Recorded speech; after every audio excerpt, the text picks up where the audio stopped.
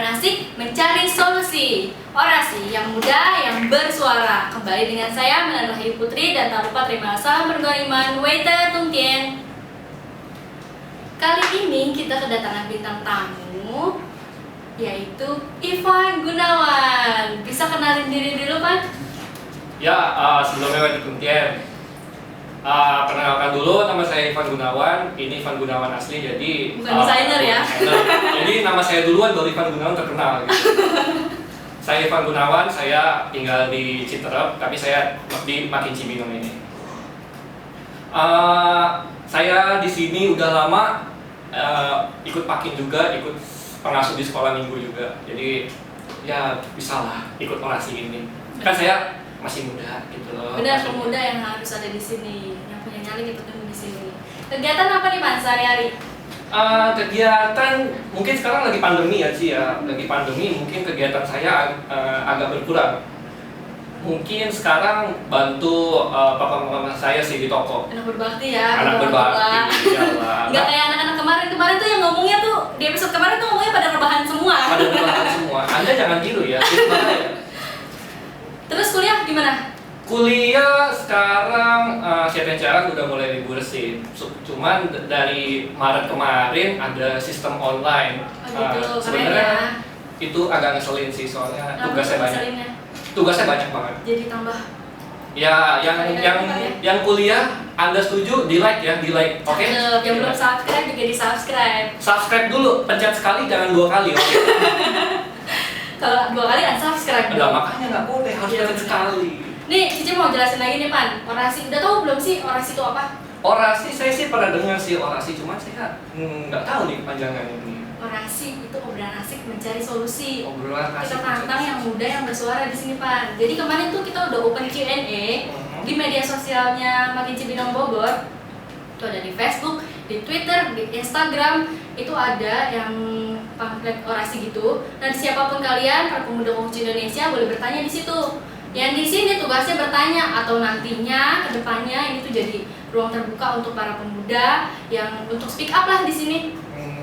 Tuh, berarti Anda bisa kasih di kolom komentar, Anda nanya apa aja, masalah percintaan atau masalah lagi nggak ada uang juga bisa seperti Bener, di sini. apapun pokoknya boleh deh ditanya di sini, kita bahas bareng-bareng di sini. Dan mudah-mudahan terjawab ya. Kalau belum puas nanya lagi boleh. Nih, terus ada pertanyaan ya, Pan? Dari @alfianlau. Numpang tanya kode. Gimana ya kode, lagi corona gini, semua jadi susah gini. Pendapatan nggak ada, jualan apa juga bingung. Orang juga pada jualan semua, tabungan udah tipis. Ada solusinya kah? Kayaknya berat banget nih pertanyaannya. Ya, karena di sini mungkin saya akan membahas tentang pendapatan dulu ya. Mantap. Sama nih kayak gini nih. Karena saya juga bantu mama papa saya dagang gitu kan. Jadi kita sama-sama ngerasain lah, sama-sama ngerasain. Tahu lah ya gimana penjualan. Ya kita menderitanya dompet menipis lah ya, dalam pandemi gitu kan. Mungkin dari pendapatan kalau dari saya si pensiun masih bisa dapat. Karena harus disyukuri ya. Harus disyukuri walaupun kalian sehari dapat 1 orang aja, kalian tetap harus bersyukur gitu kan. Benar banget. Mungkin dari pendapatan ini, mungkin dari saran saya, pertama kita melihat dari segi kemampuan kita dulu sih. Kalau misalkan segi kemampuan kita bisa dilakukan selama pandemi, itu kan pasti menghasilkan uang, ya kan? Jangan lupa Anda tuh kalau bisa cari network. Network itu maksudnya apa? Kita cari teman.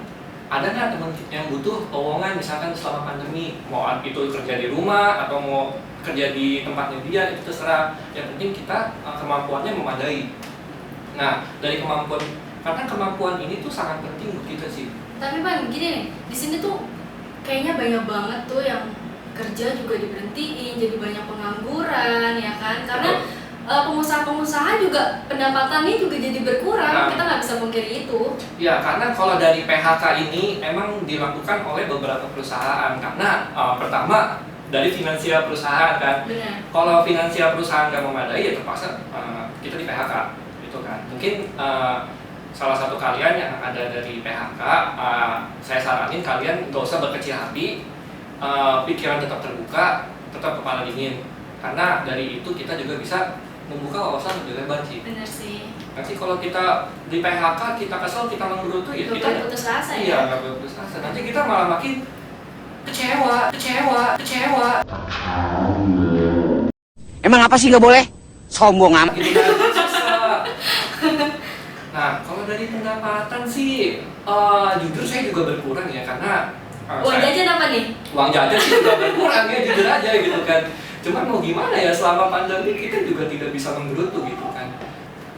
Nah, di sini tuh ada filosofi dari Cina nih, Ci. Nah, filosofi dari Cina itu namanya adalah Weiqi. Nah, Weiqi ini adalah artinya krisis. Kenapa krisis? Krisis juga punya dua makna, Ci. Nah, makna pertamanya itu adalah ada bahaya dan ada kesempatan.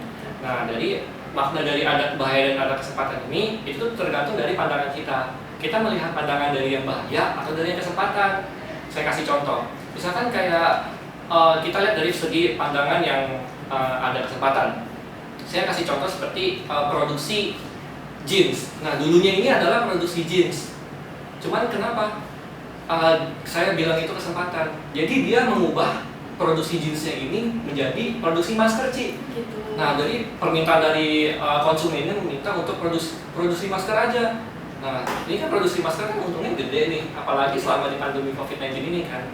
Nah, dari kesempatan itu juga mulailah ada pendapatan.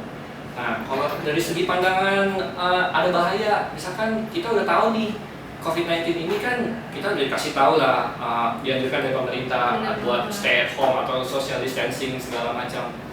Nah, bahaya ini adalah kita udah tahu bahayanya, tapi kita malah mengindahkannya gitu loh sih. Jadi kayak kita tuh pergi keluar gak pakai masker, ngumpul-ngumpul, gak ada social distancing. Nah, itu tuh ada bahayanya. Nah, saya di sini tuh seimbang aja ya, kayak roda ada di atas, berputar gitulah, ada bahaya ada kesempatan juga.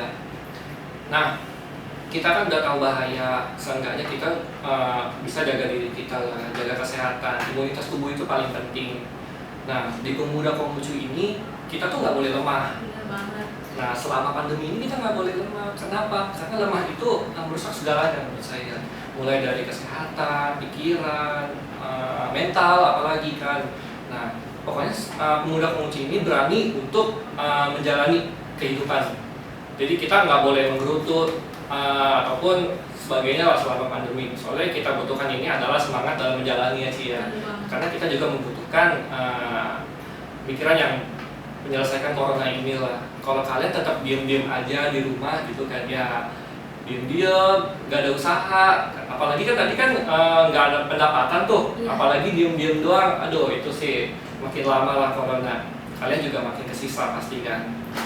Jadi bagaimana kita melihat ini ya? Iya, ada betul. bahaya atau kesempatan. Jangan lemah, jangan mengeluh gerutu, ya kan? Jangan putus asa, terus tetap semangat, tetap jaga diri, ya kan? Iya, betul.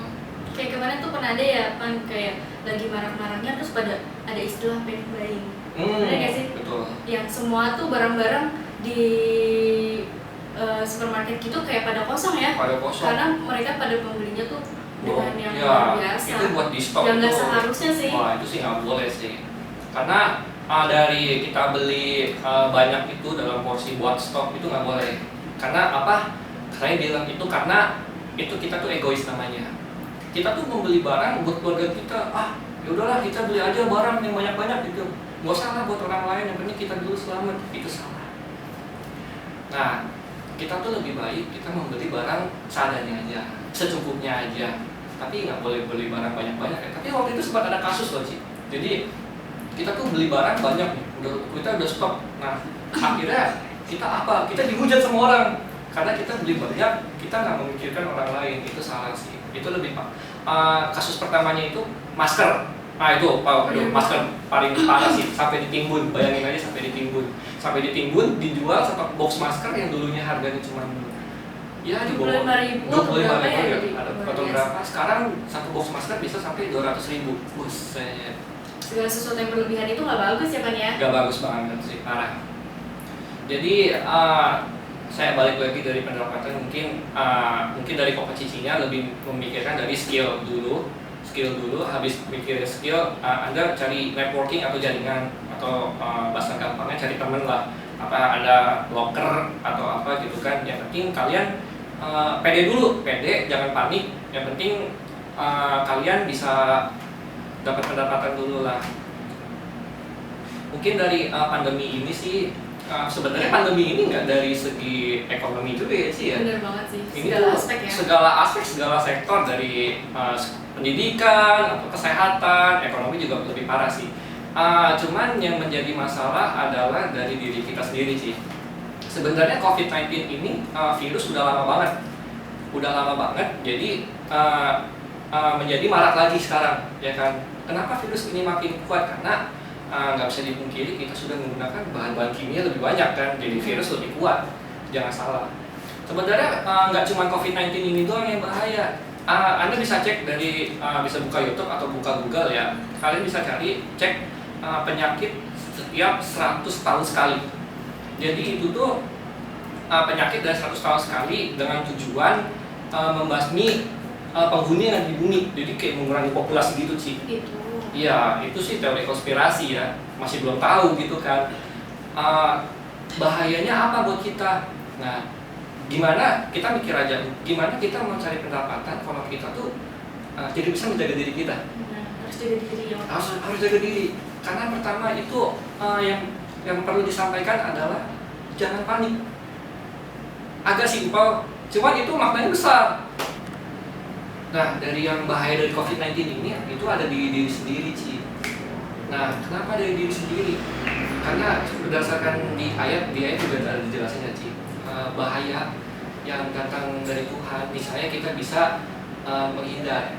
Cuman kalau bahaya yang kita buat, itu kita nggak bisa menghindari. Nah, dari COVID-19 ini kan rata-rata tahu lah gimana cara menghindarnya ya kan.